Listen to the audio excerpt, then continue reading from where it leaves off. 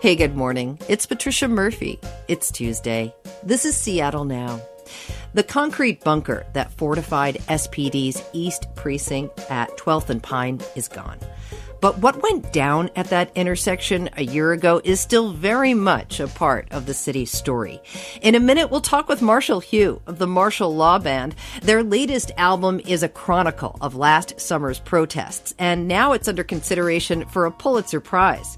But first, let's get you caught up. Today's Shot of a Lifetime lottery drawing sent a crush of people rushing to make sure they're in the state's vaccination database.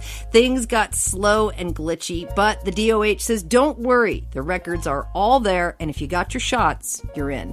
The first of 4 $250,000 drawings happens today, with a final $1 million giveaway next month. It's no $250,000, but there's even more incentives coming down as we try to make it to 70% vaccinated statewide. And honestly, I can't believe we took this long to offer people free weed. State regulators said yesterday they'll allow marijuana retailers to give one free joint to anyone of legal age who gets vaxxed at the store.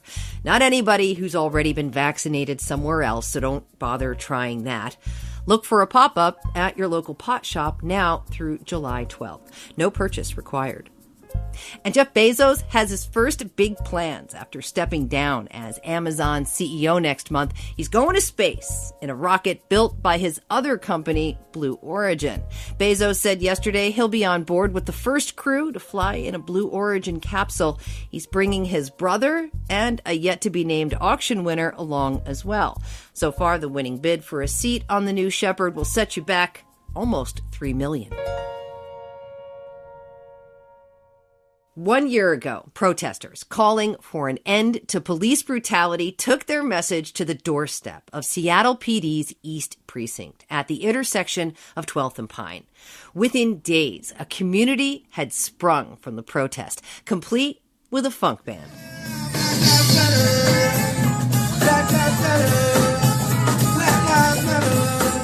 The Marshall Law Band played every night for almost a week, sometimes while the tear gas was flying.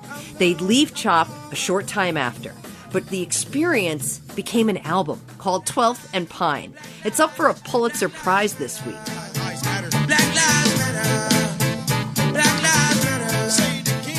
Marshall Hugh, MC with the Marshall Law Band, thank you. Thank you. We're here right where the action happened, 12th and Pine. Right, so right about this time last year, you were protesting out here. That's true. We were protesting, we were unifying, we were uplifting black and brown voices, and to be back here a year later is a surreal feeling, a mix of emotions, but I'm excited to come here and continue to get the word out about our passions. So, all right, I want to take you back to a year ago, okay?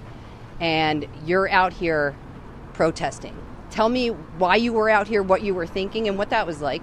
I had come out to the protest after George Floyd was murdered, and just as a participant with signs and yelling with the crowd, and it was empowering, but it was also very exhausting. So I took a couple of days off, and I was in my bed watching Omari Salisbury's live stream, and he had gotten pepper sprayed for the 4th day in a row, and he started screaming, "Where's the leadership? Where's the leadership?" Anybody, if you're listening to this stream, this is an opportunity for leadership in this city. All leaders stand up. This is an opportunity for leadership. And I was sitting at home in my bed, and it just felt like a direct call out to me. I'm like, I'm here comfortable while one of my brothers is out here getting pepper sprayed for the 4th day in a row. I know I'm a leader. I know I am. But I do it differently. So I just chose to call my drummer, the hospitality, and I said, hey, I don't know how it's going to work, what we're going to do, but we're going to lead through music and community and bring the band out here tomorrow. Packed up the gear next day, and they got work off. My mom called me and said, Marshall, I got bail money for all y'all if it comes to that. And so we were just, from there, we were up and played 6 straight days. Just make it so you could sustain protesting day after day after day. And, a lot of people said they really looked forward to coming back each day because of the music, because of that sense of community that we were building. That wasn't just the kind of contentious standoff with the police. What an amazing moment to be part of. What an amazing part in the city's history and in your band's history. How did you know it was time to go? Wow. See, I probably should have gone a little sooner because, I mean, on the 6th day, my vocal cords were literally just swollen up. I was playing until 2 a.m. in the morning, going home, sleeping on the band's couch because we would just wake up, kind of go get breakfast. That was like our ceremony. Some of the band would have to go do work, and then we'd go right back out. So by the 6th day in a row, my vocal cords were just so swollen and my body was so exhausted that I knew I needed a day of rest. I took a day off. The next day I came back and performed. I took 2 days off. And then the next day I came back and performed again. And then at that point there was an energy shift in CHOP. And I think that, you know, what was hard for me to realize is that I can't physically sustain coming out here every single day and supporting this artistic boom and these positive vibrations that are emanating from this place here. And so I just knew it was time to go because it wasn't sustainable. But now I believe we've created something sustainable. And what happened after that? Because amazing things started to happen after that. So we went out to Guimas Island. Wow. We stayed out there for 4 days, and we wrote the album, the 12-track album. There was only 3 songs that we had written literally on the street while we were playing. Those were already formed. The rest, we just hammered it out, and every day we'd wake up and we'd play music. But it was so beautiful because we were all processing our trauma together. And I can't tell you, you know, Marshall Band has a lot of dudes in the band, if you haven't seen us before. And I can't tell you how many times a bunch of grown men cried during that retreat, pouring our emotions out into our music. It's kind of funny because I just know my friends so well, and I know how much growth that they've had over these last 2 years. So beforehand, you know, you think of them as these macho type guys. When I tell you we were all sitting around in a room, you know, looking at each other saying, like, how do you feel? Like, are you good? You know, we really did some group therapy work before we wrote the album. And so one experience, and I don't think J-Mo would mind me sharing this, is there's a track called Don't Wanna Die on the album. And we're writing the lyrics and J-Mo goes to sing it. And a lot of us have had people specifically in our own lives die from police brutality. J-Mo's friend's name was E.J. Strickland. And J-Mo's singing, I don't wanna die, don't wanna cry, just live my life, my life. J-Mo's 6'4", 320, and you just start hearing, don't wanna cry, and he's crying while he's singing these songs. And I started crying, and I looked up and I looked at the band, and everybody was crying. But we were playing through it. And afterwards, you know, we're just like, dang, you know, we never all group cried like that together or anything, but it was really therapeutic. And it's like, our friends have died from this. Like, we've just risked our lives for this. Like, we're exhausting every possible option that we know to have it changed. So, yeah, it was a very emotional experience. You can tell I still kind of just get emotional thinking about it. But, again, 12th and Pine is a visceral experience. It's not like an album. It's like what we really went through. And, you know, I'm proud to say that because we processed our trauma as a group. We literally got directly off of the Guimas Island ferry, went and met the grunge Seattle legend Jack and Dino, Soundhouse Studios in Ballard, and we cranked out the whole album in 4 days right after that. So in about a 9-day period, we wrote and recorded 12th and Pine.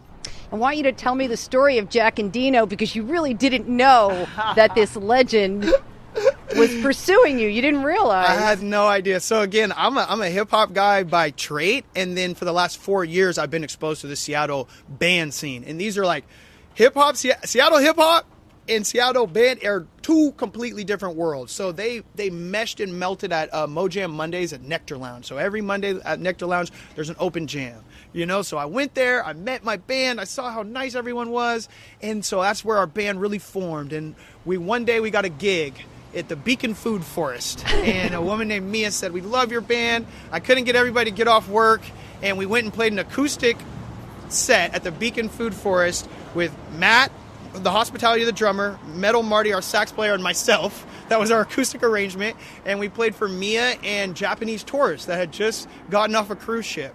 And Mia said, I just love y'all so much. My husband, Jack and Dino, loves your music too, and I really want you to work with him. I just said, oh, yeah, you know, blah, blah, blah. And I kind of push it off. And Mia would just hit me up over and over again, almost monthly, about this Almost guy, like her Jack husband Andino. was famous. Yeah, almost like, I'm like, geez, gosh, like, hey, we have an engineer, okay? And then the whole chop experience happened, and she sends me this 2 paragraphs, heartfelt. I'm like, okay, at some point, I'm going to need to, like, give this guy a shot or something. So I go to my guitar player, Jabber, and I'm like, hey, Jabber, you ever heard of Jack Andino? He's like, what? I'm like, yeah, Jack Andino. He's like, yeah, dude, he worked with Nirvana and Mudhoney. I'm like, oh, what? I'm like, yo, this guy's been wanting us to come and record our record with him for the past 2 years. And what was cool about Jack is he got a Grammy sitting right there. He worked with everybody. He wasn't big time in us. He was in the trenches doing 10-hour days with us. Yeah, Captain Jack, as we call him, is an absolute legend and a Marshall Law Band family member for sure. Marshall, before I let you go, a year ago, you were here protesting in the streets. Before we go, I want you to talk about the movement and where you think it is right now, from your perspective. Yeah, well, you say a year ago, and you think about the battle for the Hill, right? That's when Seattle decided we're not moving. It doesn't matter if you bring in the National Guard, doesn't matter if you bring in a Bearcat, doesn't matter what you do to us, we are going to stand up against the system. And so they brought their tank right down here on this street, and they told people that they could exit right down our way. And instead, people sat around the stage, and people burned dumpsters, and they created lines, and at 2 a.m, the Bearcat and the National Guard turned around, and we celebrated as a people. As a result of that battle for the Hill, Seattle will never be the same, and there are a group of committed thousands of people that are willing to do whatever it takes to see this world and this city change. So I think where the movement is right now is in great hands, in exciting hands, and it's bubbling. And the more and more the weather gets nice, the more and more Seattle people are going to have the energy to come out here and channel it, hopefully, in positive, safe, healthy, friendly ways. I believe Seattle's going to be the epicenter of the revolution, and it's happening this summer. Marshall Hugh, congratulations to you and the band for being nominated, on all your success. Good luck this week. A real pleasure to talk to you. Thank you for taking some time with us. Thank you. Both of y'all came out here in the rain on some real deal Seattle stuff. We're out here getting rained on in the corner of 12th and Pine. That's what it's about. First time on KUOW. Such a pleasure. Thank you so much. I told y'all I used to listen to you as a kid, so now I'm going to have to tap back in. And thank you so much. Thanks for listening to Seattle Now. If you like what you heard, share it with a friend. Jason Pagano produced today's show. Big thanks to Omari Salisbury and Converge Media for the archival sound. Thanks also to KUOW's Casey Martin. Our production team is Clare McGrane, Caroline Chamberlain Gomez, and Diana Opong. Matt Jorgensen does our theme music. I'm Patricia Murphy. See you tomorrow. Why they always make it about what's black and what's white when you should really report what's wrong and what's right. Stop trying to play us like it's just left or it's right. We know there's more to decide. We put our lives in this fight. Press, thanks for the coverage, but we gotta change the subject. Please stop putting us against each other. I know we all got more in common. There's no need to be dishonest, just to lie some more dollars in